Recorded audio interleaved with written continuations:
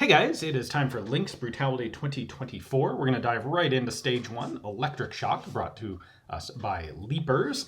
For those of you who don't know, Lynx Brutality this year was a 10-stage, 2-day rifle and pistol match, heavily physically oriented, held by, or put on by Polenar Tactical. It was held at the Lynx Pro Training Center in Slovenia. So I went over there thanks to Polaris Logistics. I had my own home-built Romanian AKM here with a PKA red dot and an Arex Delta pistol with a Holosun red dot on it. So that's my basic gear. We start here with 5 targets that you have to engage from the 3 separate sections of this barricade. The barricade is, of course, designed to be kind of a pain to actually shoot through, as evidenced by the horizontal, very low shooting port there at the bottom. So we're going to start by hitting all 5 targets twice without repeating any, and then you have to pick up one of these weighted duffel bags and carry it through a labyrinth here. Now, the wires are electric fencing, and the intention was that they were going to all be charged and live, and so you'd have to be either very careful or willing to just get zapped a whole bunch. This was similar, but on a grander scale, to a stage that was done at Lynx Brutality last year. It was a really cool concept. It was really well done last year. The problem this year is they had some technical issues with the wire fencing. And so, for example, when I went through it, I did not ever get a single electric shock. So kind of defeated the point. And ultimately, because of that and a few other issues with this stage, they would end up pulling this stage from the scores. So everyone got to shoot it, but because it was kind of inconsistent and because the fencing didn't work, it did work for some people, by the way, but it wasn't running when I went through it. The scores were dropped from the overall match, so it didn't impact anybody's final placement. At any rate, we go through, we're going to do this whole cycle twice, so engage with the rifle until you run out of ammo, then reload, of course, and then take the second bag back through and engage with pistols. So overall, I mean, the procedure is relatively simple. The challenge is the weird shooting positions. Shooting pistol through barricades, by the way, is something, especially very low barricades, like pistol shooting prone, is something a lot of people don't ever practice much, and it's harder than a lot of people expect, I think. So without the electricity going, this kind of just turned into an agility challenge. I'm going quite a lot faster here than I did on the first run because I realized that I wasn't actually getting electrocuted at all, so I was a lot less careful about getting zapped.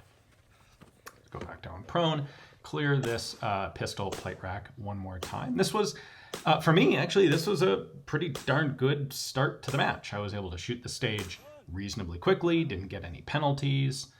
There we are, just barely within the par time. You can see like 90-some people didn't finish this within the par time, so it was a difficult stage for a lot of people. Now, stage 2, Kettlebell from Hell, sponsored by Schmeisser, maker of lots of ARs over in Europe. There is almost always at Brutality style match, or Brutality match, there's almost always a kettlebell stage.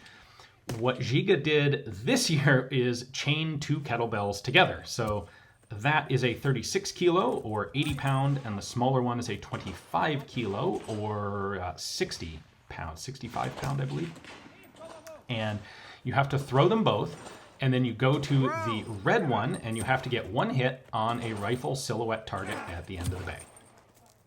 And then you just repeat this process. And this stage is shot for the full 3-minute par time. All the stages here, by the way, have a 3-minute par time. If you don't complete the stage at 3 minutes, time stops, you're finished, and you get penalties for anything you haven't engaged at that point. Well, this stage, there is no finishing early for anybody. You're going to be throwing those kettlebells and shooting for the entire 3 minutes. And every time you proceed past one of these little sandbag lines and make a hit, you get a 15-second bonus to your time. So there we go. Let's start throwing these suckers back again. It is interesting that normally with a stage like this, of course, the idea of the kettlebells is just to get you physically stressed, physically winded, and degrade your shooting capability. Normally, you want to throw the kettlebells as far as you possibly can. With both of them chained together like this, it was a little bit of a different challenge because kind of there wasn't much point to trying to throw one of the kettlebells farther than the length of the chain, or else you got this really depressing example of, you know, the kettlebell's flying through the air and then it just stops midair and drops down to the ground. By the way, here I'm shooting standing because the rise of the ground partially obscures the target from this end of the shooting range if I'm squatted, so shot that one prone. The rest of these I shoot from rice paddy prone, or from a squat. I find this to be a pretty stable position for me, and frankly, I was extremely happy and a little bit surprised with how well I was able to make these hits. A bunch of these I'm able to do first round hits, despite being really quite substantially gassed out by the time I get to the end of this stage. It looks, I mean, all of these processes look not that difficult, but man, this really takes it out of you. So we're getting towards the end here. Let's see if I can make just a couple more. The red dot, that PKA red dot, by the way, it has a smaller field of view than most modern red dots. It's not quite as bright as most modern red dots, but everything was good enough for me to actually do pretty well with it here at the match. I don't think I was ever actually put at a disadvantage by having a very old Russian-style optic on this rifle. So, there we go. I managed to make one last hit, get one last bonus before the time goes off. And I am pretty thoroughly wiped out there. It took me a minute to catch my breath enough to actually stand back up. Great stage. All right, now number 3, Bell Tower, brought to us by UF Pro. This is another iteration on a similar stage that we had at Lynx Brutality last year, where you start up in their tower and fast rope down, hence the goofy looking helmet that everyone has to wear. Now, this is broken into 2 sections. First we do rifle, then you go back up the tower, back down the rope, and engage with pistol. The rifle section is 3 magazines of 10 rounds, specifically only 10 rounds, and we're shooting at a micro IPSC target. So there's a little tiny paper target taped to, or stapled to one of those 2 sticks, and you have to get 30 hits on it. And every shot, if you don't have 30, every shot less than 30 is a 60-second penalty. So it really behooves you to take your time and make sure that you get all of these hits. Penalties in brutality matches are truly brutal to your score. And so, some people will look at a stage like this and they will just blast through it really quickly, figuring, it's so close, how could I possibly miss? Well, you can miss. You also really need to know your holdovers. There are a bunch of people who would get 5, 6, 7 plus penalties on that because they were holding low on the target or holding high on the target and just missed off the target entirely. All right, so at this point I have to run up to the 2nd floor of the tower. There's a little bell hanging from a rope.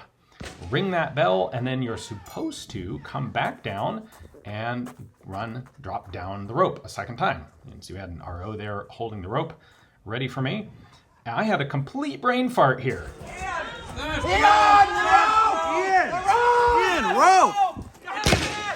And I got almost all the way back out to the targets before I realized that I had run back down the stairs. I have to turn around, go back up the tower, and then down the rope, like I was supposed to do in the first part. This was a really stupid mistake for me to make. Now I can continue back to the pistol targets. Here, now that I'm in this shooting bay, load the pistol, and I have to drop all of the plates. It's like 20-something plates in here. There's 2 Polish plate racks and 2 Texas stars. And at this point, I still have a chance of finishing this stage within the par time, even with that stupid mistake. And I get off to a really great start here. Like, that shooting was awesome. And then, then it kind of starts to fall apart. So yeah, right about this point, I just lose focus, I lose my trigger control, and I'm still making some hits, but not nearly at the pace that I was during that first magazine. In fact, it's going to get to the point where I'm worried about running out of time, and I figure I'll switch to the slightly larger targets on the Texas Star, and There's the time, and I ended up leaving 4 targets, which gives me a total of 120 seconds in penalties. Although you can see at 39th place, a lot of people did even worse than I did. Ah, that was so stupid. So stupid. All right, let's see if I can do better here. Supply Monkey, stage 4, brought to you by Cellular and Below. What special thing are we doing on this stage? All right, so I've been goaded into the 1-round challenge by Giga. The last shot of this stage is a single round onto a steel. Can I do it in 1 round? I have a 1-round mag. If that doesn't work, I have 44 more rounds to do it. Giga liked doing this in the match, coming up with extra challenges for some of us on the media squad. Just, for fun. So, ignore this contraption with the tubes in the middle of the range. That's a prop for tomorrow's set of stages. Here, we have another example of that small paper target. Again, it's a micro IPSC target out there, and I have, again, magazines of 10 rounds. So I have to be all the way through the tunnel, as you can see, right? I have to be touching the, sorry, not the tunnel, the tire there. So empty my first magazine and back to the truck. So the whole conceit of this stage is basically sprinting back and forth with shooting in between. The cool element here is they had set up essentially cutting barbed wire. So we've got our wire cutters, and you have to cut through a single link of chain there. And thanks to the bungee cords, when you cut, the chain pops open nicely. That was a really cool, really fun element of a stage, something I hadn't ever done before in a match. Giga came up with a bunch of really cool stuff like that for the match here this year. So now it's another magazine of 10 rounds. Once again, you are required at the end of the stage to have 30 hits in that paper target, and you're only allowed 30 rounds to attempt it with. So again, you'd better make sure that you get all of those hits, because every one that's not on the paper target is a 60-second penalty. Now, I have to take the wire cutters back, and now I get ammunition for the rocket launcher. That ammunition tube, by the way, is full of water, or mostly full of water, so it sloshes around a bit, and it's really pretty awkward and clunky to carry around. I bring the ammo over, and then it is the third and final magazine of rifle ammo. So another set of 10 shots. I was trying to be really good on this one. I almost pulled it off. One of these shots in here somewhere is a miss, and I don't know where it was, but that was a bit of a bummer at the end. Anyway, last bit here, we're going to take the ammo back to the truck, so sort of a self-resetting stage, and then it is draw the pistol and get 1 hit on this little tiny pistol steel target after I get the gun working. So I'm going to take my time here because I have the 1-round challenge from Giga, and I make it, which is really quite cool. Very happy with that.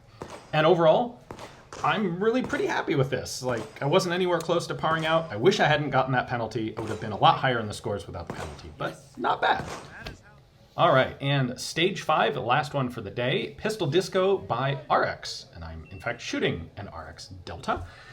This is, well, this is a whole cavalcade of pistol shooting. So there are 5 shooting positions, and the one that you have to shoot from lights up. You can't really see that on camera at all, but essentially you're running the farthest possible distance in between each required shot. There's one paper European-style IPSC target there.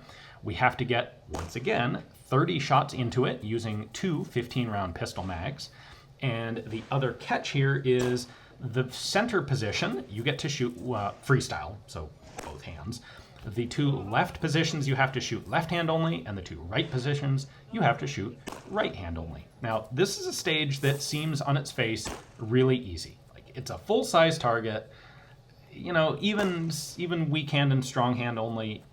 It's a full-size target. It's not that far away. How hard could this actually be? And the answer is actually surprisingly hard. Once you start sprinting between each shot, you do in fact get a bit winded. And I mean, especially weak hand only for me, by the end of this stage, I could see the red dot just wobbling all over the place when I was trying to hold and get a good hit. So once again, sounding a bit like a broken record here, but every shot less than 30 on that paper target is a 60-second penalty. So you have to take your time and make sure to get the hits, but not so much time that you par out, because this one was a really pretty good balance. There were a few very fast people who cleaned this without any real problems, but there were also a whole lot of people who parred out on it. So one of those stages that this is truly a test of fundamentals combined with physical stress of running back and forth. So it was a lot of fun. I ended up with 29 of the 30 shots on target. There was one in there that I knew when the trigger released, I'm like, oh, that was not a good shot. I hope it hit the target, and it turned out it did not, in fact, hit the target. So my time here was decent. The one penalty hurt me. Let's see, I think I've got 2 shots left. No, last shot. Both hands. There we go. 13th out of 120, even with the penalty. Pretty happy with that performance, but man, I wish I had made that one miss. I wish that had been a hit. Anyway, stick around. I will have stages 6 through 10 to show for you tomorrow. So hopefully you guys enjoyed this. It was a tremendous amount of fun.